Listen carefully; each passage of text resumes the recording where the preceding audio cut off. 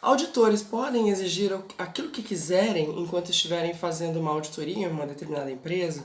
Essa é uma pergunta muito comum que me fazem e por vezes é uma queixa de clientes, de colegas consultores, e esse assunto ultimamente tem chegado para mim com muita frequência, então eu resolvi fazer esse vídeo. Bom, caso você não saiba, a primeira coisa, existem 3 tipos de auditorias. Tem aquelas que são de primeira parte, onde a empresa que tem um sistema de gestão audita o seu próprio sistema de gestão. Eu não vou entrar em detalhes sobre isso nesse vídeo, porque aqui o nível de tensão é menor. A coisa pega fogo mesmo é nas auditorias de segunda parte e de terceira parte. Segunda parte é quando o cliente audita o fornecedor, ou seja, minha empresa tem um sistema de gestão e quer fazer negócio com tal, quer ser fornecedor de tal cliente. Então o cliente diz assim, eu vou lá te auditar. Aí vem o auditor do cliente ou vem o próprio cliente, ou um representante, um funcionário do cliente, enfim. E a auditoria de terceira parte é quando uma empresa busca uma certificação perante uma norma. Então é o organismo independente, é o organismo de certificação, que é uma terceira parte envolvida no negócio.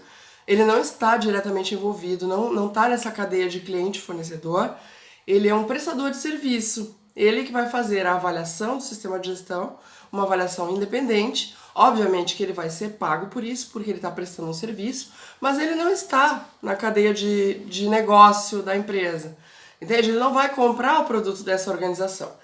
Então, são esses 2 tipos que geram o maior nível de tensão. Porque existe o quê? Existem contratos envolvidos, negócios, promessas de negócios envolvidas, e isso é crucial para a existência da organização. Bom, auditores só podem exigir aquilo que está na norma. Então, as auditorias são feitas sempre perante uma norma. Essas normas são ditas o quê? O critério de avaliação da conformidade. Então, por exemplo, se uma empresa busca uma certificação na ISO 22000, a ISO 22000 é o critério de avaliação, é o critério da auditoria. Então, é ela que vai ser usada como parâmetro para o auditor emitir todo o seu parecer, se os requisitos estão conforme ou não conforme. Quando a auditoria é feita pelo cliente, que ela é de segunda parte, pode ser que aconteça o quê? Que o cliente tenha um checklist próprio, seus requisitos próprios, tudo, obviamente, por escrito, ou que eles simplesmente sigam uma norma. Ele dita as regras dessa auditoria. E em ambos os casos vão ter elementos que são rígidos e vão ter elementos que são flexíveis, mesmo em se tratando de uma norma ou de um checklist de cliente. Na norma, os elementos rígidos são aqueles onde aparece junto o verbo dever, deve, a palavra deve. Deve ter registro de monitoramento de ponto crítico de controle, por exemplo. Esse elemento, a norma está dizendo claramente, deve ter, o auditor vai exigir, certo? Agora, os outros elementos flexíveis, por exemplo, o próprio por exemplo, quando a norma diz, por exemplo, tais, ou quando apropriado, ou sempre que possível, ou na extensão necessária. Então, todos esses são elementos que flexibilizam, a organização faz como for mais conveniente. Então, o auditor não pode exigir quando existe ali um elemento flexível. E uma cliente contou que ela estabeleceu, por exemplo, para avaliação da eficácia de treinamentos, que sua empresa fosse aprovada em auditorias de boas práticas, que houvesse redução de não conformidades de boas práticas, e o auditor até concordou e achou bom, né? Aceitou. Enfim, auditores não têm que achar, eles não têm que dar opinião nenhuma. Eles têm que dizer se tem ou se não tem, se aceita ou se não aceita. Enfim, aceitou. Porém, exigiu que a empresa fizesse provas escritas para boas práticas. E a cliente ficou indignada, porque o auditor não aceitou. E ela é contra, ela não gostaria de usar esse método como avaliação de treinamento. Então, ela foi obrigada a engolir a situação e acatar em nome de ser aprovada nesta auditoria em questão. Isso é muito comum também de acontecer com a PPCC, já vi muito acontecer, porque às vezes o auditor não lê a metodologia usada pela empresa, não existe só uma metodologia para fazer a PPCC, então a primeira coisa a se fazer numa auditoria é ler qual é a metodologia usada e entender, porque você precisa recuperar o raciocínio que foi feito pela empresa.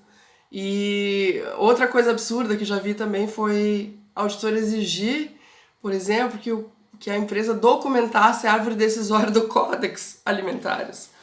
Gente, a árvore decisória do Códex está no Códex, é só fazer uma referência. Mas teve auditor exigindo que isso fosse documentado. Bom, nesses casos, o que fazer? Como se defender? A função do auditor é verificar se tem ou se não tem, se atende ou se não tem, ou se não atende. Existem vários princípios de auditoria que precisam ser cumpridos. Aqui é o da apresentação justa, que entra em ação.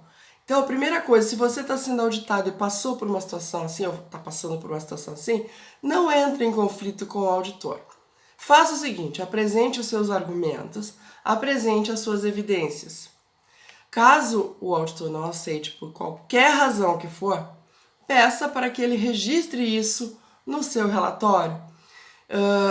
A ISO 19011, que é a norma utilizada para capacitar auditores, para formar os auditores mesmo, ela manda que isso seja feito.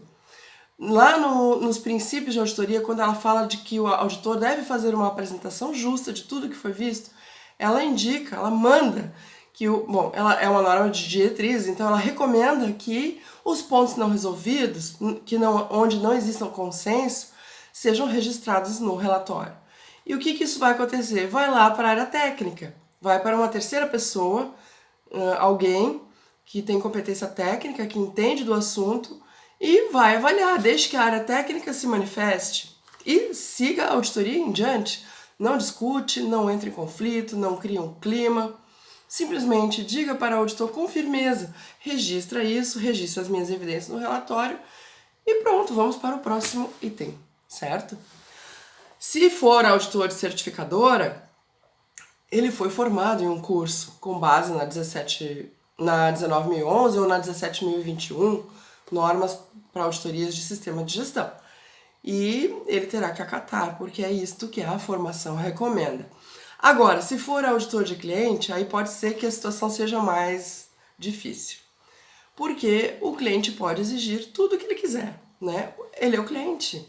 Ele está dizendo, eu só compro se você atender tal e tal e tal coisa. E por isso, eu sempre aposto em uma certificação em norma.